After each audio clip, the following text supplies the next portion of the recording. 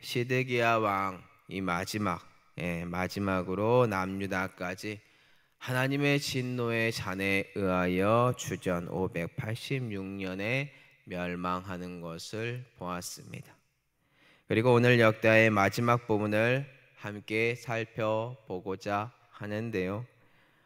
혹시 역대기 저작 목적 기억하십니까? 역대기의 저자가요, 서신자인 이스라엘 백성들에게 왜 하나님의 말씀인 역대하를 썼는지 우리는 먼저 다시 한번 짚고 넘어가고자 합니다. 실제로 이 책을 받은 서신자 이스라엘 백성들은요, 현재 바벨론 포로에서 돌아와 이 책의 말씀을 듣고 있는 사람들입니다. 이유는 이 말씀을 통하여서 다윗의 언약을 다시 한번 상기시키고 또한 성전 중심의 삶을 다시 만들어가기 위해서입니다. 그렇다면 오늘 본문도 동일한 내용이 내포되어 있다라는 것입니다. 그렇다면 오늘 본문과 역대기를 통하여 우리가 알 수 있는 점은 무엇일까요? 그것은 바로 하나님은 누구든지 사용하여 쓰신다라는 것입니다. 그런데 충격적이게도 누군지 사용하는 존재에 이방인들 또한 포함시켜서 여호와 하나님은 사용하신다라는 것입니다. 그 근거가 무엇인가요? 역대하에 자세하게 기록되어 있죠. 하나님께서 아수르라는 이방 국가를 사용하심으로 주전 722년에 북이스라엘 망하게 합니다. 그리고 또한 북이스라엘 멸망을 보고 남유다가 정신 차리면 참 좋은데 안타깝죠. 정신을 차리지 못하자 결국 하나님은 이들의 죄악 때문에 주전 586년에 아수르를 멸망시킨 이방 국가 바벨론 있죠. 그 바벨론을 통하여서 자신의 도구로 사용하심으로 남유다까지 멸망시키십니다. 그리고 이제는 하나님께서 어떠한 이방인을 사용하시는지 아시나요? 금요일 본문 등장하는 고레스 왕, 이 이방인인 고레스 왕을 하나님께서 사용하십니다. 그런데 이번에 사용하는 도구인 고레스는요, 이스라엘 백성의 멸망으로 이끌어가는 도구가 아니라 이스라엘 포로기 동안에 있는 이 사람들 해방을 선언하고요, 예루살렘 성전을 건축하라는 명령을 하는 이러한 도구로 사용되었다라는 것입니다. 이를 통해 우리는 무엇을 알 수 있습니까? 하나님은 이스라엘 백성이든 이방인이든 누구든지 원하시면 이 세상을 이끌어 가시는 하나님의 섭리 가운데 사용할 수 있다라는 것을 우리는 아주 쉽게 배웁니다. 또한 여호와는 누구든지 사용하시는데 진노의 도구로도 사용하시고요, 그와 반대로 희망의 도구로도 사용하신다라는 것을 알 수 있겠죠. 참고로 우리가 여기서 간과하지 말아야 할 점이 있는데요. 그 점이 무엇이냐면 하나님은 이스라엘 백성들에게 이렇게 하겠다라고 예언의 말씀을 주신 다음에 방금 이 일들을 다 행했다라는 것입니다. 분명히 여호와는 누구든지 세우지만요, 그 세우심 속에서 하나님의 예언의 말씀이 있고 모든 것을 주관하시는 하나님의 주권 아래 이방인들까지도 사용하신다라는 것입니다. 다 같이 한번 북이스라엘과요 남유다의 멸망에 관한 예언, 그리고 고레스를 사용하겠다라고 미리 하나님께서 선포한 예언의 말씀이 있는데요, 한번 잠깐 보겠습니다. 열왕기하 17장, 예레미야 25장, 이사야 45장인데요. 열왕기하부터 볼게요. 여호와께서 그의 종 모든 선지자를 통하여 하신 말씀대로 드디어 이스라엘을 그 앞에서 내쫓으신지라. 이스라엘이 고향에서 아수리에 사로잡혀 가서 오늘까지 이르렀도다. 지금 북이스라엘이 아수리에 망한 것을 맨 위에 지금 시사하고 있고요. 예레미야 25장입니다. 보라, 내가 북쪽 모든 종족과 내 종 바벨론의 왕 느부갓네살을 불러다가 노란 것이만 볼게요. 진멸.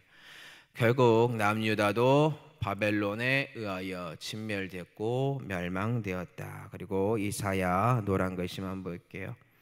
여호와께서 그의 기름 부음을 받은 고레스에게 이같이 말씀하시되, 이방인 왕 고레스를 기름 부은 자로서 하나님이 세워서 사용하겠다라는 예언의 말씀이 이미 선포되었다라는 거예요. 자, 아수를 사용하심으로 북이스라엘을 멸망하게 하신 것, 그리고 바벨론을 사용하심으로 남유다 멸망하게 하신 것, 또한 바사 제국의 왕인 고레스를 사용하신 것도 모두 누구든지 자신의 도구로 사용하시는 하나님의 예언의 말씀 가운데 이루어진 결과다라고 우리에게 알려주고 있습니다.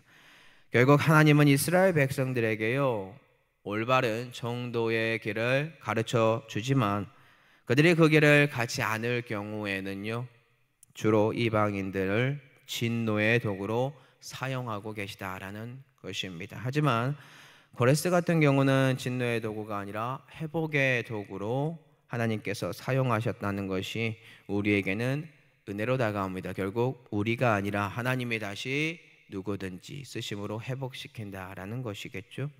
그럼 이러한 회복이 어떻게 이방인인 고레스를 통하여 이스라엘 백성들에게 이루어졌는지에 관하여 한번 함께 살펴보고자 합니다.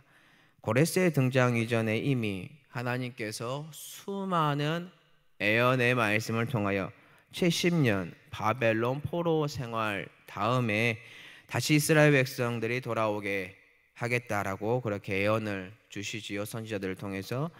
역대하에서요, 이러한 회복의 의미를 담고 있는 내용이 어제 배운 구절에 등장을 하고 있습니다.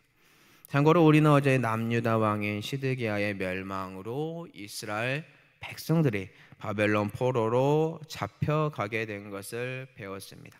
근데 이 시간이요, 이스라엘 백성들에게 어떠한 시간이었는지 기억하시나요? 그것은 바로 이스라엘 백성들이 다시 하나님께로 돌아가기를 준비하는 회복의 시간이었다라는 것입니다. 포로기인데 회복의 시간이었다라는 거예요.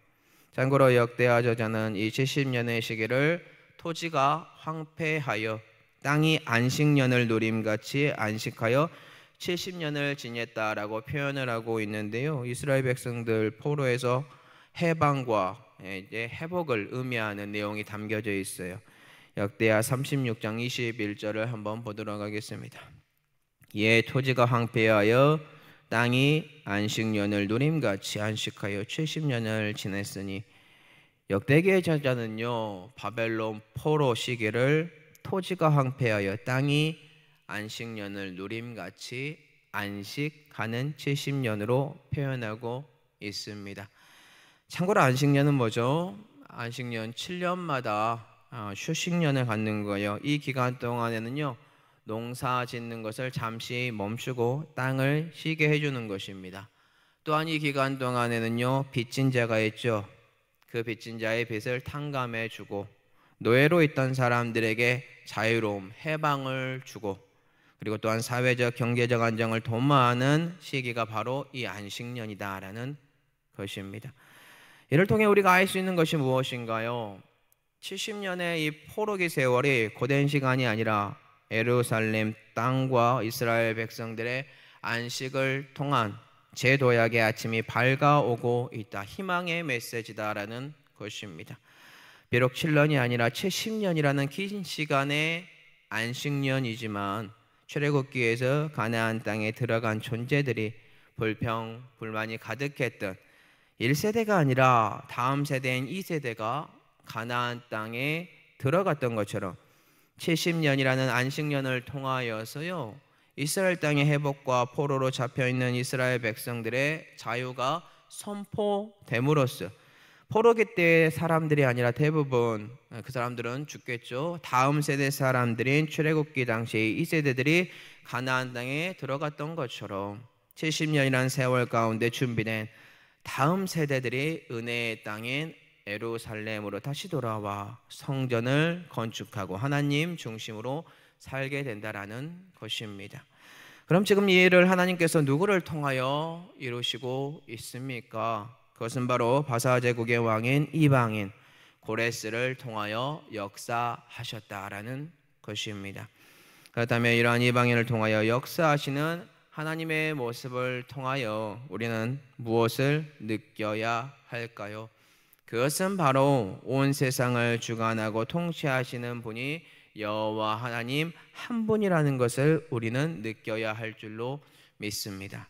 뿐만 아니라 하나님은요, 선인이나 악인뿐만 아니라 이스라엘 백성 말고도 이방인들까지도 자신의 구원의 여정의 도구로 포함시켜 사용하신다라는 것을 우리는 계속해서 배울 수 있습니다. 결국 고레스는 하나님의 특별한 섭리 가운데 선택받은 존재인 이방인으로서 누군지 사용하시는 하나님의 계획 속에 들어간 존재가 되었습니다. 그러한 존재인 바사 제국의 고레스 왕, 무엇이라고 선포했습니까? 오늘 본문 역대하 36장 23절입니다.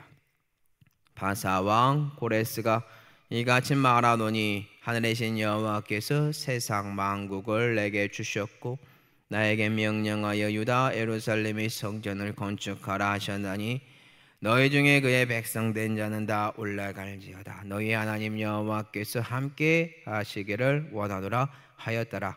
아멘. 이방인 왕에서 나왔다라고 생각했을 때 너무나 충격적인 말이 나왔습니다. 이방인의 왕의 입에서 여호와의 이름이 나오게 되었다라는 것입니다. 근데 더 놀라운 것은 하나님은 사람을 통하여 일하시지만 우리가 생각하지 못했던 이방인을 통하여 이스라엘 백성을 건지기도 하는구나 라는 것을 우리에게 깨닫게 하죠. 금요일 본문의 수신자들은 이것을 보고 어떻게 느꼈을까요? 포로기 안에 이스라엘 백성들에게 있어서 이 내용은 자신들의 생각을 깨는 충격적인 사건이 아닐 수 없습니다. 이스라엘 백성, 선민 사상에 빠져있는 그 사람들이 아니라 이방인을 사용하였다. 충격적이죠. 생각해 보시기 바랍니다.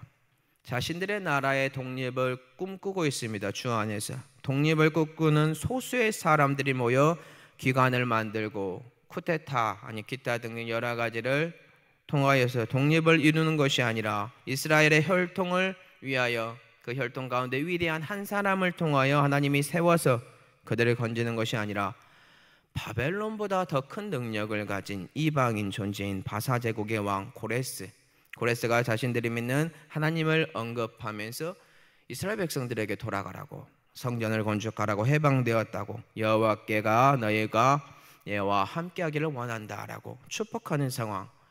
얼마나 황당합니까? 이러한 상황이 지금 이해 가십니까?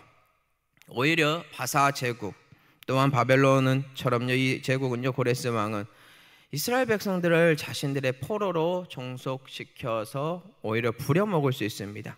그게 당연한 것처럼 보입니다. 그런데 이스라엘 백성들 회복과 해방, 더 나아가 성전을 건축함으로 여호와만 섬기라고 성전 중심의 삶으로 살아가라고 여호와의 살아계심을 이방인 고레스를 통하여 기름 부음 받은 고레스를 통하여 우리는 보게 되었다라는 것입니다.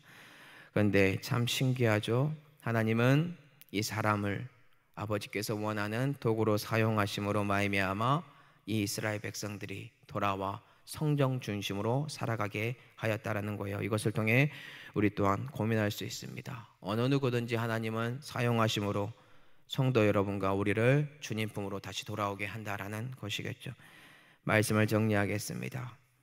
사랑하는 성도 여러분들, 여호와 하나님은요 이방인들을 통하여 북이스라엘과 남유다 멸망한 것처럼 우리들을 멸하기도 하지만요 이방인을 통하여서 우리가 다시 성전을 짓고 여호와를 중심으로 살아갈 수 있도록 돕기도 하십니다. 그런데 우리가 간과하지 말아야 할 것은 무엇인가요? 하나님은 누구든지 사용하신다라는 것이에요. 그리고 자꾸자꾸 언급해 주시고 알려주신다라는 거예요. 그리고 그 누구든지 사용한다는 말은 결국 온 세상을 주관하시고 통치하시는 분, 그분은 바로 오직 단 한 분 여호와 하나님이다라는 것입니다. 그럼 오늘 우리는 이 말씀을 통하여 어떠한 것을 고민해야 하는 것일까요? 그저 누구든지 사용하심으로 멸하기도 하고 회복시키기도 하시는 분, 그분을 배워야 하는 것일까요? 더 나아가야겠죠. 오늘 본문과 역대기를 통하여 포로기에서 돌아온 이스라엘 백성들은 하나님의 신실한 언약의 말씀을 붙들고 다시 여호와께로 돌아가 성전 중심의 삶을 살았다라는 것을 우리는 아주 쉽게 역대기의 목적을 통해 배울 수 있습니다. 저작 목적을 통해서요. 그다음에 우리 또한 동일하지 않을까요?